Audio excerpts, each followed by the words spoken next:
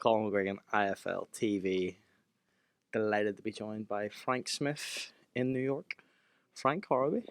Good, mate. I was just saying how much I love New York. Probably my favourite place on earth. Would you live here in the future with Emily?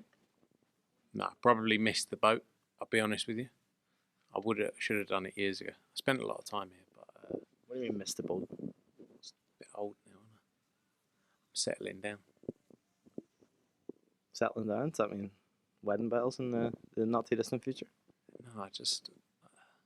years ago, I spent a lot of time here, 5-6 years ago. I basically lived here for a few months. Great place though, isn't it? Frank, obviously off the back of the weekend, I didn't get seeing you in the aftermath of Ipswich. I don't actually think you were there in the fight night. Yet again, Frank Smith, the curse strikes again. I wasn't there. I was actually at Beyonce. Promised my missus that I'd take her to Beyonce. And I must say, not being a massive Beyonce fan myself, it's the best show I've ever been to. Like, hold on, so you missed Fabio Wardley against Justice Huni for Beyonce? It wasn't for that. It was because I am never home. I mean, I don't have to go into the details of how many weekends I spend away. And I said I would take you to the show. And it was the only weekend in like 11. And yeah, unfortunately, I missed it for that reason. But good night though. But I've got to be honest, I don't even know many of her songs. Best performance, like best performer and show you've ever seen. Gave me a lot of ideas for the future. What about Huni Wardley? Did you watch it on your phone? I watched it at Beyonce live. They were all watching Beyonce. I was there like this. I had it on the phone. Mad, but it's exactly what we said. Why we love heavyweight boxing, and you know, look, he won nearly every round. You know, apart from maybe the first one or two, people could argue. Went on to win every round. Was cruising through. Just looked too good, and Fabio did what he does. You know, like we always said, it was a tough fight because that's what Fabio does. But we thought Justice would be too good, and I think he showed that in terms of his, you know, pedigree. But you don't, like Fabio said in his interview, he only has to catch him once for 1 second, and he did that, didn't he? But what a night! You know, what a night! Great, looked like a great show and great turnout as well. And look, I love Fabio Wardley as well as a person. He's a great guy, and wish him all the best. And he's in a great position. I see people saying like he's like a Deontay Wilder, and then it's like, yeah, Deontay Wilder was a former heavyweight world champion for multiple years. You know, people. This is why we love the sport, the vulnerability of it, and Saturday night showed that. And Justice, you know, came on leaps and bounds, and he's going to set himself up for huge opportunities from here as well. So you know, it's not the end for him. But yeah, what a fight! A lot of people spoke about Justice Huni against Moses Atama, and then all of a sudden now it's Atama and White. But is that still a fight that you at Matchroom will be looking for Justice Huni? 100%. That's a great fight. You know, I think the Moses Atama Dillian White fight that's being talked about is a brilliant fight as well. You know, I think it's the right time and the right fight for Moses Atama right now. He's a spectacular fighter, as we've seen in his performances. But as we know with heavyweight boxing, anything can happen. And if you get in there with a big puncher and you get caught, you know, Saturday night showed that.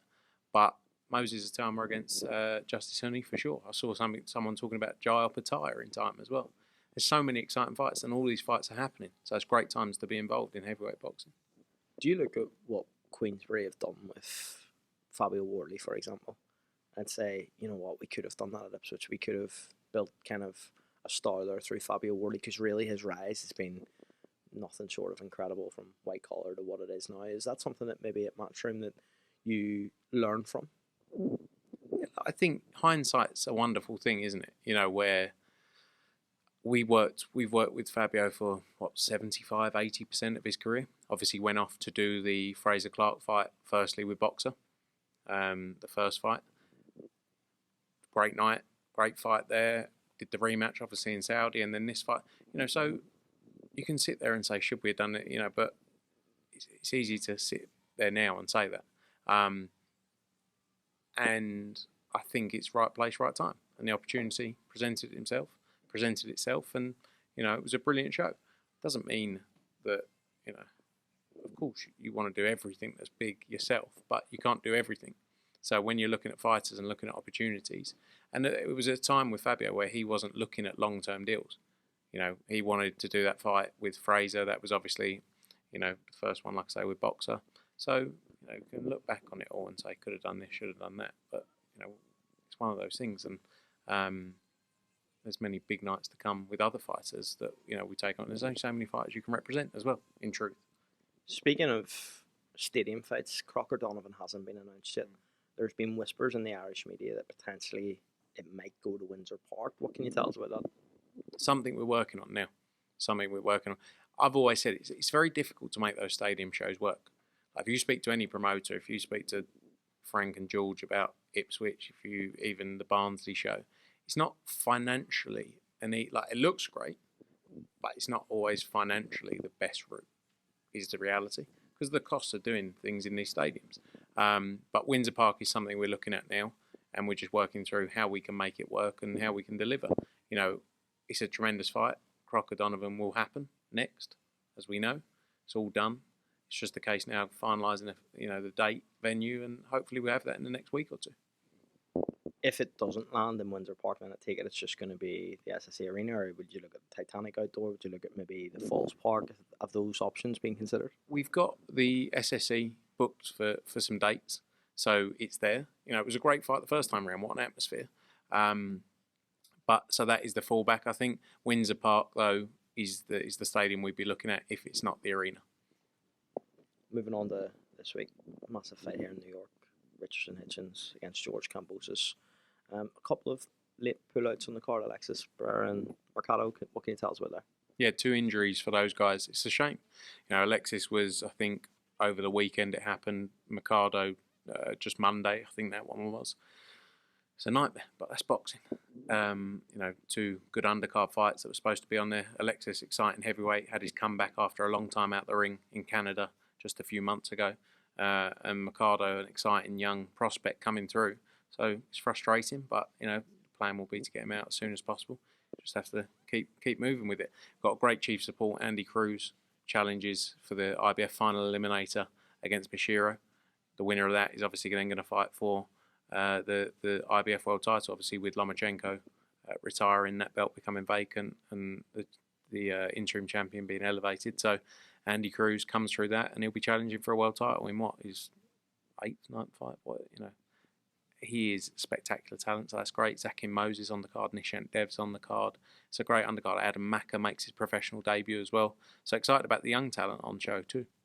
In terms of Richardson Hitchins, is this a case of building a star now in New York? Because he is Brooklyn born and obviously a world champion now, and just continuing to drive that in New York? 100%. And I think, look, George Kambosos is the perfect fight for Richardson Hitchins, someone who's going to bring out the side like we saw in the face-off yesterday. The two of them going at it non-stop. That's what George Kambosos is good at.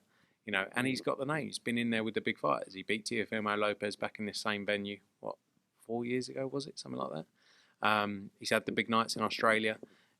He's coming back off a good but tough win in his Australia comeback fight in March. So I think he's the perfect opponent for Hitchins right now to build his profile, get him a big win. If he can do that, Kambosos will be coming to upset the party though, as he's done before. So it's a great fight, and then sets up big fights in that division down the road. In terms of announcements this week, we've seen Crawford, Canelo announced by Turkey Al Sheikh. What do you think of that in terms of a promotion, obviously being on Netflix and not on DAZN? Just your thoughts around that.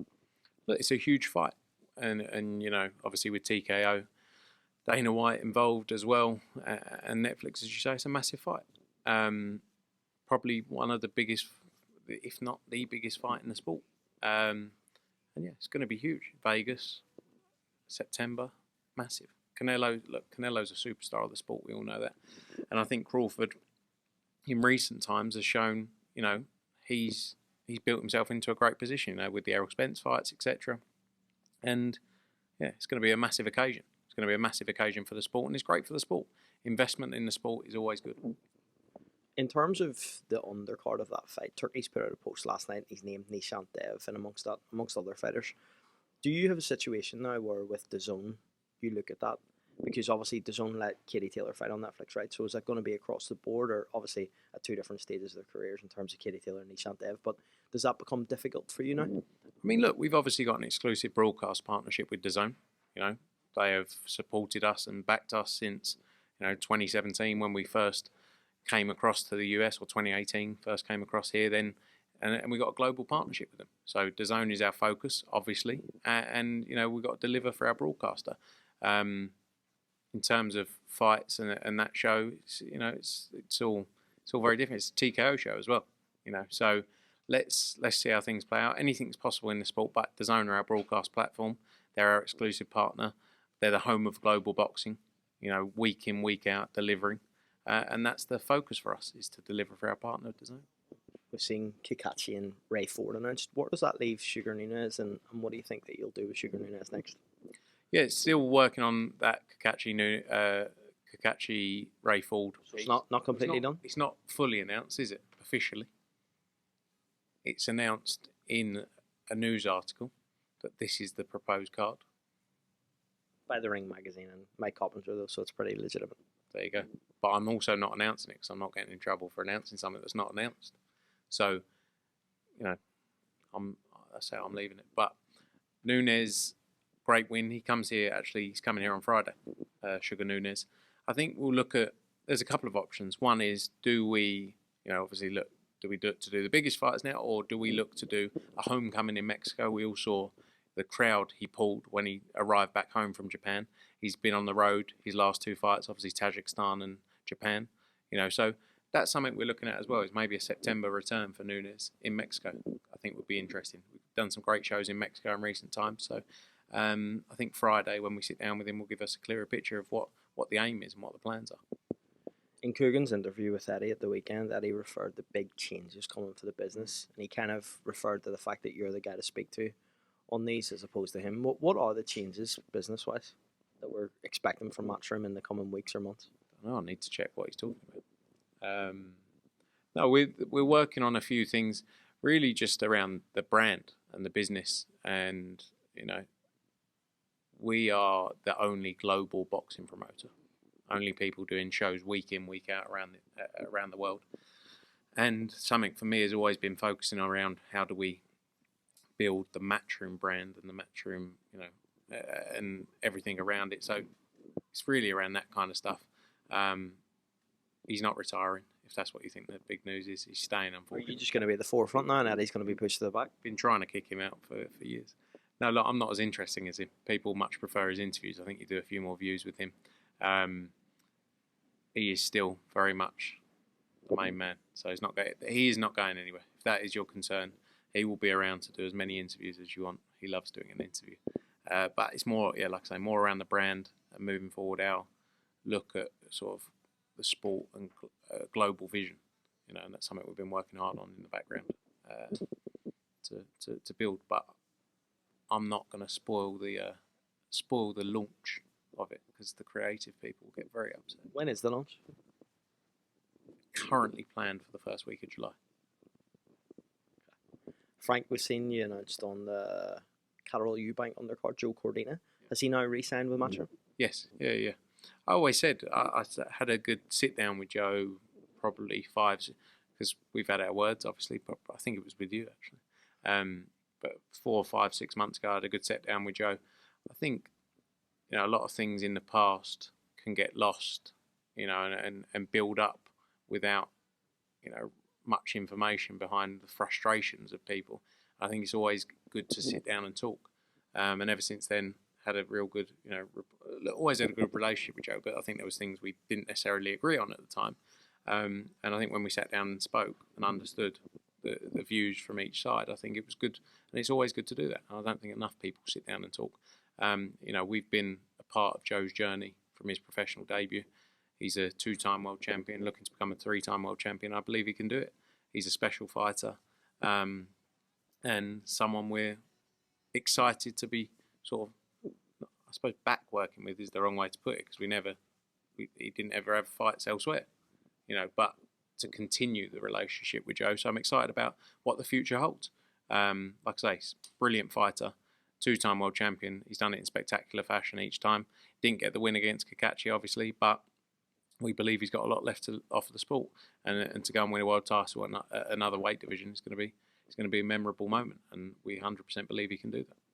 Well, Frank, last one before I let you go.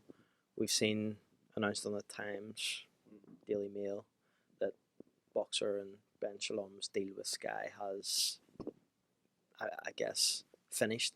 I think Ben's come out in an interview and said that he's still in discussions with Sky.